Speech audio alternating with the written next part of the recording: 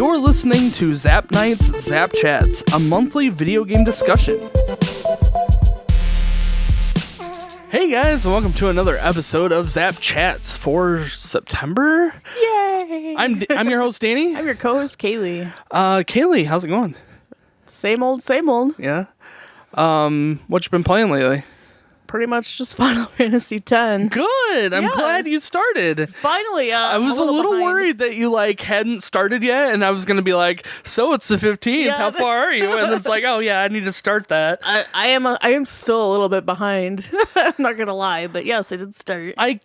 It's funny because I was looking at my progress and thinking that I didn't feel like it was very far along, but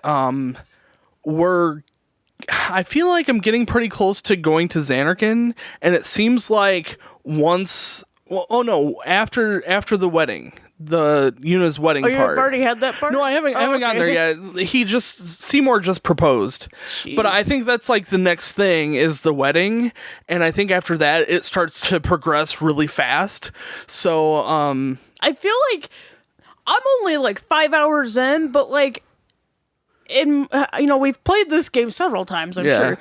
And so it feels like where I'm at, I'm there so much quicker than I remember it being. It feels like I'm flying through this game. I felt like that the first episode or the first sit down, and play through that I when I started, it was like I got through,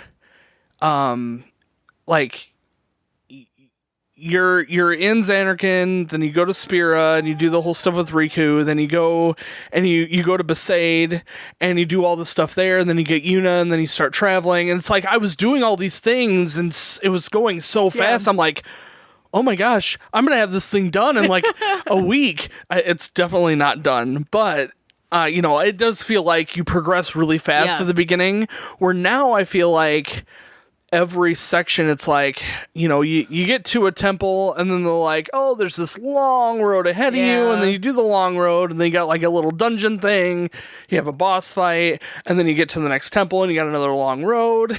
Yeah, definitely. You're playing the HD remake, right? I am, I'm playing the PS4 version. Did you select the more challenging sphere grid?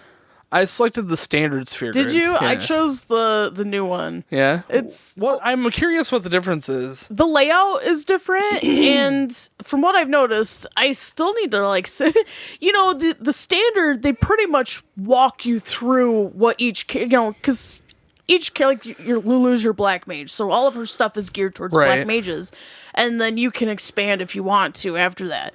Where this, it's kind of jumbled together, but still kind of, Titus can still take his usual path, but there's a little bit of everyone's kind of scattered. It's very different. I'll have to let you see it. Yeah. But it makes you really have to pay attention to what you're doing, and I kind of liked the little added challenge. I don't know if it'll bite me in the butt later, but we'll see. I guess I don't really understand because in the standard one, you really can only go in one direction. There is no branching path. I mean, it does branch a little bit, and they're usually blocked by the level spheres. It's the same, but it's completely rearranged. Right. Everyone's sphere grid path, it's all been remapped. Interesting. It's very different, and some of the characters kind of start right next to each other. So I could have Yuna doing Lancet if I really wanted to. Interesting. Very interesting. Huh. I don't think this is in the original, but I also have the option to extract ability spheres. Yeah, that was in the original. Yeah. Well, I got that immediately, which is so helpful. So I've been doing that. I don't remember. I'm kind of tempted to start up the original PlayStation version just to get an idea of what it really was like originally, because I don't know how much has changed since, the original. But I remember struggling with ability spheres. And Wakka gets that in my game anyway. Wakka got that right away. Pretty much Wakka starts, and then within the first 10 moves you can unlock the ability one. And that I'm doing that now, like, all the time. Yeah. And I actually spent a bunch of time when I was playing. I'm like, I need ability spheres so bad. And I knew that I knew that some of the characters had attacks that would extract the, right. Yeah. And so I'm looking up how to find the ability one, and I figured it would probably be in Waka's, and I'm looking through all of Waka's like future stuff, and I'm like, it is not here. I'm like, I cannot find this thing. So then I Googled it, and it's like Waka's starting point, and the ability one is right here. And I'm like, no, I already had it. I just had no idea. I just had no idea. Well, to be fair, I almost never used Waka unless I had to. Like, he was probably my least favorite character. I'm using him all the time. I had Yuna because Yuna was so close to it. Yuna is my person that extracts the spheres. So, like, sometimes I don't need that third character. So Yuna's a great option to just whack someone over the head with her wand to extract it. And then the other two can attack and kill the enemies as I need it. So I've got this nice balance going on. I have a problem with that balance because when I used to play growing up, and I say growing up, but this game came out like 20 years ago or something, but I used to always play with like the same three. Yeah. And like very seldom would I rotate people through just to try and do something specific. Right. Where now I feel like I'm constantly rotating characters out, which is great, but I like everyone's kind of leveling up together and it makes everyone a little more weak. Oh, I see. But you're playing as the game intended, though. That's exactly right. I did spend some time this weekend going through and leveling up characters. I say in air quotes because you don't really level up. But, I did spend some time doing that this weekend, and it seems to help. Like, I did the leveling up in the Thunder Plains, and when I first started leveling up, like, all the enemies were kind of difficult. Yeah. And now all the enemies are really easy. And I don't feel like I moved that much in my sphere grid thing. So I don't know if the balance is that fast or what, but yeah, I don't know. Well, I mean, when you're quote unquote level grinding, it really, if you get your power up, it's like you're leveling up in a different kind of way. So I can see why maybe where you are in your sphere grid, all of a sudden your strength increases or something, but maybe your defense does. I don't know. I guess it's, again, my path is going to be vastly different now. So I'm curious to see how it will affect when enemies start getting much significantly harder, especially towards the end of the game. All I can think about is the airship fight with that dragon. Yeah. Because you can get soft locked there. If you can't beat that dragon, that's where when Shannon used to play, she was stuck. She was stuck at that dragon on the airship. I didn't know that. And she was stuck, and I tried beating him too, and just where she was, you couldn't progress. And you couldn't leave the airship. You couldn't leave the airship to level up. So, like, she really was stuck. Like, stuck. It was it's tough. funny you mentioned that because I think I vaguely remember having that same problem. But it was really based on luck for myself personally in that incident, just being able to get the right set of moves in. But yeah, it sucks when you get soft locked like that. That's very... Speaking of, I thought I had soft locked myself out of one of the temples, which I knew was not possible. I was just missing something. But have you had any trouble with the temples yet? You mean like puzzles? The puzzles? No, not really. I mean, they've been fine. Have you been doing the destruction sphere stuff? I missed the first one because I was in there. So in Besaid, when you do the puzzle, you're in there doing stuff, and then you unlock the way to progress. And I just like walked in, and it triggered the cutscene, and then I couldn't get back in. So I'm like, crap. Well, I'll have to. Afterwards, you have to go back to all the temples anyway to pick up more items and stuff. So I figure out I'll just try and remember that I need to get that one. But the rest of them I've gotten so far. I mean, I only have three 3 Aeons right now, so I've only done 2 other ones. Oh, so I'm not too far behind you then. I just got Ixion. Oh, okay. I just got done. I just got Orin at Luca. So. Oh yeah, okay. Yeah, you pretty much get Orin, and then you go on and get Ixion after you got to do the like Mushroom Rock stuff. Yeah. And then and then you go on from there. But yeah, I'm 15 hours in, so if you're only 5 hours in, I'm a ways ahead. Well, I think I'm probably a little bit more now, but yeah, I definitely started way later than you did.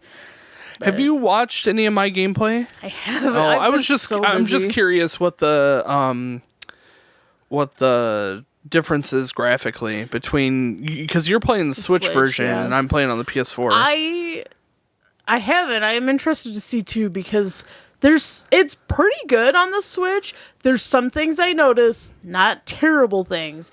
The only thing that really bothers me is that the HD remake for Yuna, she looks weird. I don't know why. Like, I think it's her eyes. I think they tried putting, her eyes are 2 different colors. Yeah. And I don't know if it's that there's been put a strange emphasis on it, or if it just looks so unnatural, but there is this like soulless look, like she's just almost like a doll. I don't know. It's very hard to explain. It looks very straight. It's not natural, I guess. Not that they're natural, but like compared to the rest of them, it looks very weird. I can't say I've really noticed that, but I mean, there's a lot of times where just the goofiness of the game and the era that it was made. Like, there's a moment where Titus is like doing a monologue thing. Yeah. And Yuna looks over and then like walks away, and he goes, I wonder what she was smiling at. And Yuna didn't smile at all. She just like looked over at him and then walked away. And I'm like, like, that didn't come across at all. That's really funny. Yeah. Well, Titus does kind of stuff like that. I realize what they're trying to do. Like, he's noticing as she walks by and you have that inner monologue, but it is like, it's strange. Yeah. What's she smiling at? And then there's just like this dead stare. Then one of the times Yuna walks up to him and like folds her hands and does this little smile. But like in any other situation, if I just walked up to you, stopped, smiled, folded my arms for like two long seconds, and then walked away, you would be like, okay. It's just that weird. Yeah, there's a few things about the story too that I'm like scratching my head about, and there's other things that I'm realizing now that I didn't realize when I played it through before. I mean, like Orin, he's keeping this like the secret of him going to Xanarkand. And when you talk to, now that you have Orin, I don't know how far you are since you've gotten him, but you'll notice that once he starts going from place to place, people start recognizing him. And they're like, well, where have you been for the past 10 years? He's like, don't worry about that. Yeah. Don't worry about that. And when I was playing, like when the game first came out and I played it through, I'm like, it's this huge mystery. He's been disappeared for 10 years. Where now, playing it through this time, I'm like, well, yeah, he was missing for 10 years because he was in Xanarkand taking care of Titus. Like, that's where he's been. So that kind of, I don't know, just like the little things about the story that I never picked up because I wasn't paying enough attention. This game, I feel like, and we'll probably be able to, it won't all click together till much later in the game, especially for us, who it's been a while, but I feel like I remember this game having a lot of plot holes. It's just, and like easily explained by it's Pyreflies. Well, there are a lot of interesting features about the Pyreflies, like they can manifest stuff, and that's like the Aeons are essentially Pyreflies. And the Fiends are Pyreflies. And like the Pyreflies are souls, but they're not souls. It's really convoluted with what the Fireflies are and what they can do. Which to me is just, this is how it is, and if you don't understand, it's Fireflies. It's Right, like a yeah. kind of a cop-out, which some of the stuff, it's fine, but like to be able to breathe underwater, Fireflies. Like, why? That I can't say that's ever explained. Not that I finished the game. I've had to dig for that. I think that it would have been fine if they just didn't explain it. Like, Yeah, I know. It's just like, yeah, they breathe underwater in this game. Like, Don't worry about it. At this, I mean, Phaons are real. Like, What why I think not? is funny is like most of the time they don't talk when they're underwater, but there was like one time Waka's like, we're all going through the water and Waka's like, we're gonna get him, and I'm like, why are you talking right now? Like, what the heck? Yeah. There was another thing. I can't remember now. I'll have to rewatch it and see if I can figure it out. They were on the Shoe Puff. Rides a shoe pop. Rides a Shoe Puff.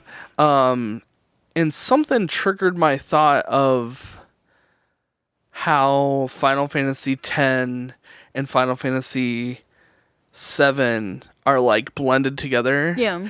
And like just the like possibilities. I'm being stupid about telling you about this now because I have no concept of what that was that triggered it. But it was like this revelation that I had in the middle of the game. Like I paused the game, and on Twitch I'm like talking about this like revelation that I'm having. Well, that's like the fan theory, isn't it? That Final Fantasy 7 and 10 It's are... more than a fan theory because one of the writers or directors or one of the main people that made Final Fantasy X specifically stated that they were, like put those two together. Yeah. That they were part of the same universe Well, in some way. In Final Fantasy VII Remake, you see the pictures on the walls when you're going through the Shinra building, when you go through the walkthrough, and you actually see Shinra from 10-2 in one of the pictures. Really? I believe so. I'll have to Because go I back mean, and- it's the other way around. Like Final Fantasy VII was supposed to come first. And then, that's what it was. That's what it was. I was thinking that what if Sin is a weapon in Final Fantasy X? Like, because the whole like plot of 10 is Sin is like this monster that came to destroy everything for using too much machina. That sounds suspiciously like Mako, but in any case, the cities are using too much of this, and because they were getting too powerful, Sin came to destroy everyone, which sounds a lot like in Final Fantasy VII where something got too powerful and the world was trying to defend itself and summon these creatures so that it couldn't get destroyed. I don't think so. After we finish the game, I don't think you'll think that anymore. That's true. I don't remember the ending stuff. It's just I don't know. I just found that kind of interesting. Yeah, it's interesting. I agree. I don't know. Yeah. We'll have to revisit our fan theory in a little bit. It's just if the two are connected, that would be a fun like way to go about it. But yeah, I mean, maybe towards the end I won't feel that way because I don't remember the ending at all. That's a complex game. It's funny because when I played, and I've talked about this so many times now, but I played all the Final Fantasy games through once just before we started the podcast, which has been 5 years now, but I played through Final Fantasy X. I've played through all of them. And I just wasn't paying any attention. And like I'm picking up on stuff now playing through them again. And I'm like, where was I when all this was happening? Like, what was I must have been like watching TV or whatever and just playing the game to say that I beat it. Because, I mean, when I was doing that, that was kind of my goal. Because here I was this huge Final Fantasy fan, in quotes, like Final Fantasy fan, but I hadn't played them all. So then I wanted to go through and play them all so that I could say, I played and beat all of them. Where did I really though? We're now playing them through and putting all this focus on, really thinking about the game and thinking about the story because we have to review it. I feel like I'm understanding the games way more. I think it helps being an adult. Yeah, that's true. Because some of this stuff absolutely would have gone over my head as a kid because I don't care Well, about sure, some playing of them this. through the very first time, absolutely. Like, I wouldn't have gotten half of this stuff, the first time I played it. But having played it just a few years ago, I mean, here now it's been about 10, as per usual. But, I mean, still, like, I wasn't paying any attention to the games. And if you're not like dedicating that time to sit down and play the game, if you're doing other stuff, you're going to miss all these little details and, little things. I appreciate this game. With Titus not knowing what's going on, you're following that story. And it's at first I thought it was kind of cheap that it's like, well, he doesn't know and they're just explaining it as amnesia, but it makes sense in a way that that's how they would make it like you're from, because Xanarkand kind of in a way represents our modern world, where if we were to be thrown into the past, like those stories are kind of boring, but like when you think about how they went about it, I just appreciated you're learning with Titus because he really is learning. Yeah, right. I don't know. It's a fun way to explain the world from his perspective because he doesn't know anything about the world. So it kind of gives you that, like... It makes it realistic when they're having to re-explain what's common knowledge to everyone. Right. So it makes sense that way instead of just... Because, I'm not going to go into the street and someone's like, this is how we order food at this restaurant. Yeah, like, true. No one's going to really do that. But they might if you are like, hey, I don't remember things. So it makes sense, I guess. I just appreciate that, I guess. That way of explaining things. Yeah, no, I get it. I like that little... I'm not expecting things to be realistic, but like it's not realistic when someone's explaining something that's common knowledge in the game. So something that I'm struggling with right now is I don't understand how the Aeons are leveling up. I just don't understand it. There is no like place where they have like stat boosts. Like all the other characters have stat boosts, but like the Aeons are absolutely getting stronger and their HP is changing. So it's like, what is triggering that? I don't understand that. So I was going to look it up, but I thought, well, maybe the game would tell me in like a tutorial menu. No, there's nothing anywhere that explains that. It's just, it is what it is. And I thought, well, maybe if I'm like fighting with them more, they would level up. Don't they have their own menu screen and stuff? They do, but only I haven't looked into it myself. Only customize. You don't get it until later, but they only customizing like their abilities, not their stats. Maybe they're leveling up with Yuna though. Maybe. That's the only thing I can think of. And when you use the Aeons more, Yuna obviously gets the bulk of the AP. So like you can move her more in the sphere grid if you use the Aeons more. It's just, I feel weird. I feel like it's a cheap thing to constantly be throwing Aeons at battles, but like it's so easy. Yeah. to like stack their overdrives and go into a boss I do that battle. anyway.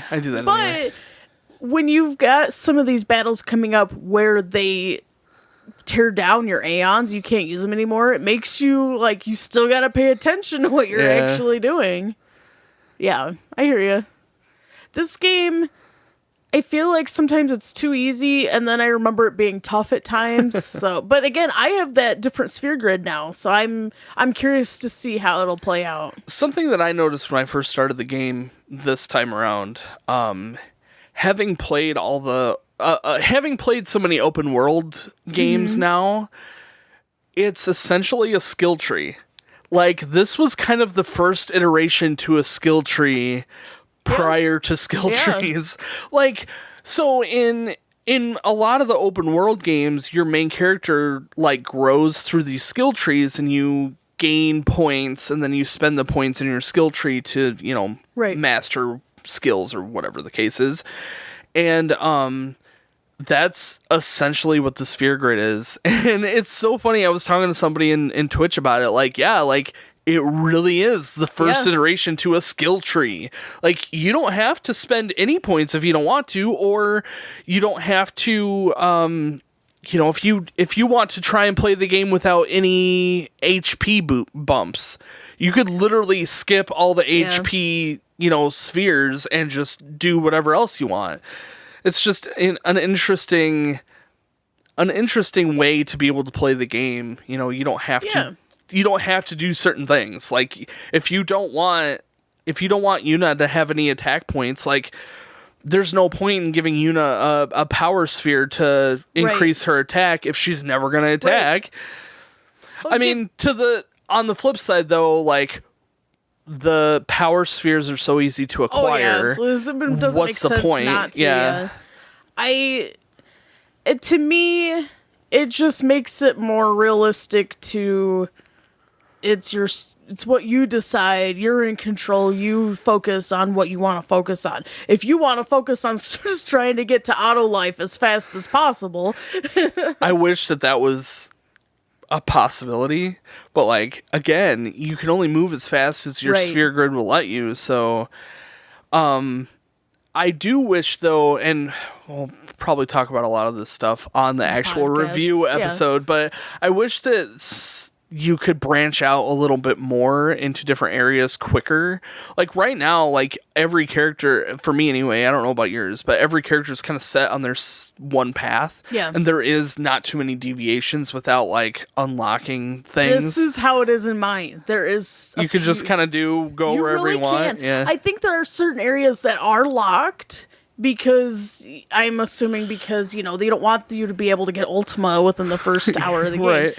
But there are you really have to pay attention. Where's this branch going? Where is this branch going? Well, I really need this for when this comes up. Right, yeah. It just adds an extra challenge, I think, and I appreciate that. Yeah, that's cool. And that you have the option where, the standard, if you don't want that challenge, or if you do, Well, for me, in that choice, I specifically wanted to play the game as it was originally released. And so that's why I wanted standard across the board, where like I could see where, I'll check out something else, absolutely. Yeah, for sure. Go for it. I mean, I was like super close to just playing the game on the PS2 anyway. It's just this one looks so much better. So you happy you did it this way? Oh, yeah, for sure. It really does look so much better. Yeah, did you pick the new music or the old? I picked the new music. Oh, did you? I figured if I'm going to be choosing the new stuff anyway. Well, and it'll be nice. We remember the old music. Right. Honestly, I've noticed some differences, but I haven't been like, oh, this sounds really different. You know what I mean? Sure. It's just, Well, let's change topic before we get any more deep into before this. We just have the podcast. Yeah, right. The original game podcast. So PlayStation? So PlayStation just came out with a new State of Play. There was a couple things that I specifically wanted to talk about. Did you watch the majority of it? For the most part, yeah. I missed like maybe the first 10 minutes. I think we started watching about the same time because you had mentioned like, oh, I almost forgot, and I was like, oh, me too, and then we started at the same time. We missed like the first 10 minutes, and the first 10 minutes had a couple really good games that they announced or trailers that they added in. One of them was Forsaken. Yeah, it looks really good. And it looks phenomenal. Like, I'm so excited for this game. Just the concept of this girl is like in, I don't know what, like New York or something, and then she just gets teleported to this world. It's very similar to Final Fantasy X in that way of this like, it is. Here I am, what now? So I like that. I like that concept of just going out and exploring this world from having no idea where you're at. So that it looks like a lot of fun. She has this like specialty bracelet that she can talk to in some way. Talking? It was her bracelet. So that's an interesting tactic. I've seen that before where like people communicate with their weapons. So that's not necessarily new, but it's just an interesting twist on it. So we'll see. And it like gives her magic, so she can like fly around or something too. So it's going to be an interesting game. It looks cool. But they had like a new God of War that they announced, which looks like a sequel to the one that they just released on the PS4. Yeah. And then they're bringing Grand Theft Auto 5 to the PS5 with like HD. Like, how many times do you... That game came out on the PS3. How many times do you need to re-release? I'm surprised they didn't announce Skyrim also for the PS5 Super HD remake. Like, how many times do you really need to remake a game? I mean, it's a cash cow. It is an easy, like... You know, I mean... upscale it and then sell it, but it just feels... It feels really dumb when it's taking up precious time in... You could be doing other things. Well, they could be announcing better stuff. Then here's another HD remake with another extra bonus feature. Like I don't just care. Filling time at this point. Yeah, I agree. Like either give me better stuff. I don't want these developers to be working on remastering garbage. And not that these games are garbage, but I don't feel like they should be spending their time re-releasing stuff that just let it elegantly go. Let it pass away. Let it just do its thing. It played its part. You made it look as good as you could for the time. Let it go. This is just the thing that they do now, though. Like, it's just, I know, and I hate it. We could make a new game, or we could remaster this again. Like, it's not just these games. Like, it's all of the games. It would be one thing if they were to take really old games and remaster them like they are doing with 7. Not that I agree with the way they did 7, but... Like, that's the concept. Like, if they're doing that, that's fine. Like, I understand. Yeah, Spyro. Yeah. Not Banjo-Kazooie, though that would be amazing. Crash Bandicoot. I mean, all these games that came out, like, old, like, PlayStation games, and they're remastering them now, perfect. The PlayStation era is a good place to do that because they weren't proficient at the 3D stuff like they are now. So all those games could use a remaster. Where, like...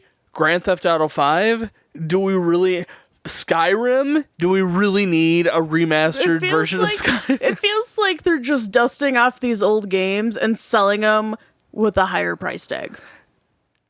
It's just cleaning it up and selling it at the price tag. You know, I can understand where they want to make as much money off of those assets as possible. I understand that tactic as a business, a business move.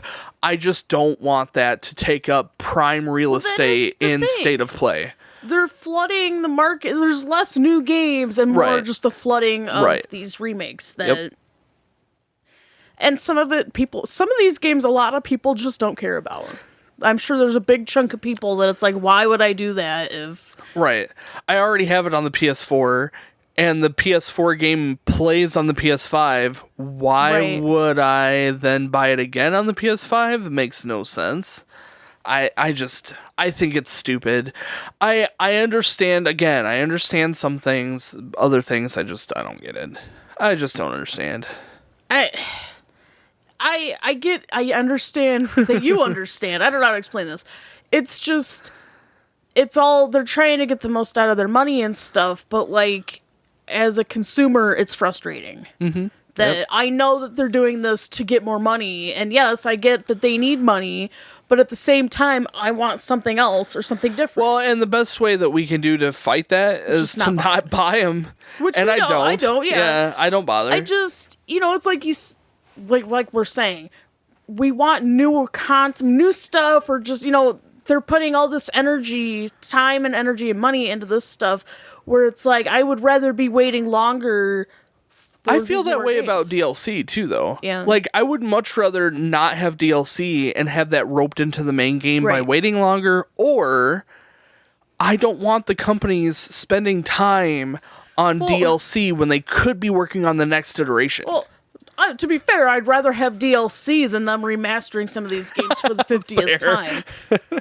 And not even just the remastering, reporting games. Speaking of, I'm surprised Final Fantasy 15 hasn't been HD remastered. Final Fantasy 15 on the PS5. Give it time. I know. Sure, because they milked that game a lot, Yes, too. I know. It was everywhere. You couldn't get away from Final Fantasy. I still can't get away. I still get ads sometimes for that stupid mobile app game. Oh, I know. Brave Exvius. Yes. No. There was a Final Fantasy 15 one. They were playing it in the game. I thought that they had it, and then they like discontinued it pretty quick. Oh, maybe. I don't know. I mean, time flies. Yeah, so, I like, know. 5 years ago was like yesterday. Mm-hmm. 5 years ago was tomorrow. But, yeah. Anyway, so a PlayStation. Yeah, no. I mean, that's really all that I There really wasn't a whole lot. I can't say there was a whole lot of games that I was like, oh my gosh, I need this game. A lot of them were just like, oh, it's another shooter. Oh, it's another like battle royale. I can't remember what it was called, but the one game with the little girl that turns into the like animals or whatever seemed kind of interesting.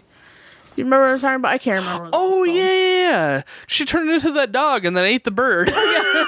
You should rewatch that because should. it You looked told me really about funny. that. Yeah, I saw that. That did look pretty good. Yeah, and then the Stray, what is it called? Oh yeah, Stray, the cat game. Yeah, that they announced like way back, like E3 last year or something. Yeah, Haven't heard nothing about that. yeah. That was. I was a little sad about that. They did too. have another game, I want to say like Project Eve or something like that. That looked really cool. It was just another like It was just blah. one character RPG. The game. I don't know what you're talking about. Oh, you I don't? probably would if I'd rewatched it. I'd have to look. It was early. It was before we started the watching. What about the car game?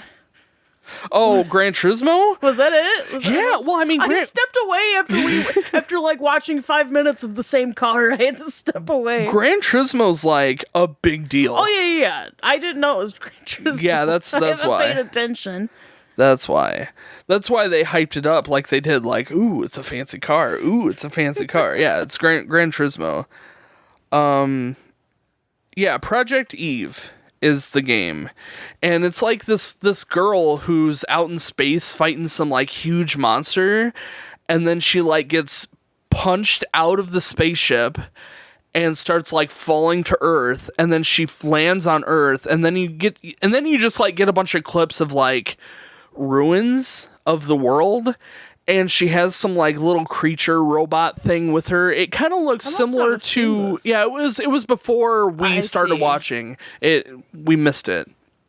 But she has this like little robot thing that follows around, similar to Nier Automata. Mm-hmm. It just looks cool. Like she just seems very like powerful, and it makes Yeah. you want to, control this. It's cool. It looks neat.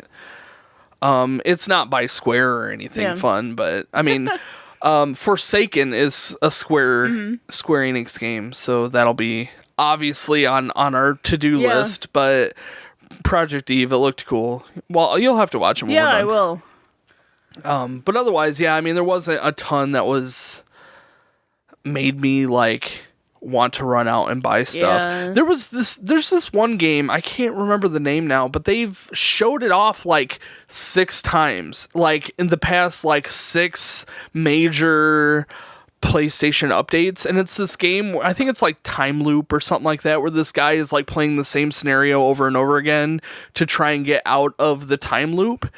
And it's like, the first time I watched it, I'm like, all right, that kind of looks interesting. That looks like it Yeah. could be fun. Second couple times, it's like, all right, yeah, it's kind of neat.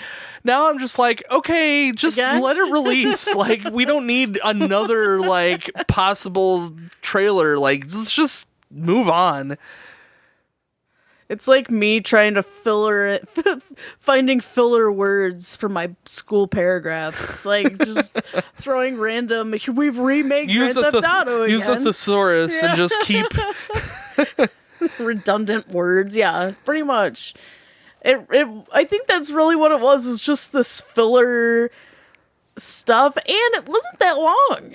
No, So, and I don't think mean- they usually are. I know that they To be have... fair, I missed 10 minutes of it, apparently. Tokyo Game Show is coming up in October, the first week of October. So there's a lot that's going to be done there. Yeah. Square Enix has like a big, like a 90 or 50-minute segment for Tokyo Game Nice. Show. So a lot of stuff I'm sure that we're going to be interested in Yeah. is going to be announced there. But I mean, along with all the other stuff, like obviously because we're so Yeah. Final Fantasy fan, people, that's our primary, like, what's Square Enix gonna do? Right. But I mean, there is a lot. We don't just play Square Enix games. yeah, we yeah. play a little bit of everything. But It's on our radar. right, exactly. Yep. Well, yeah, I don't know. We could talk about puzzles. I've been collecting Pokemon puzzles.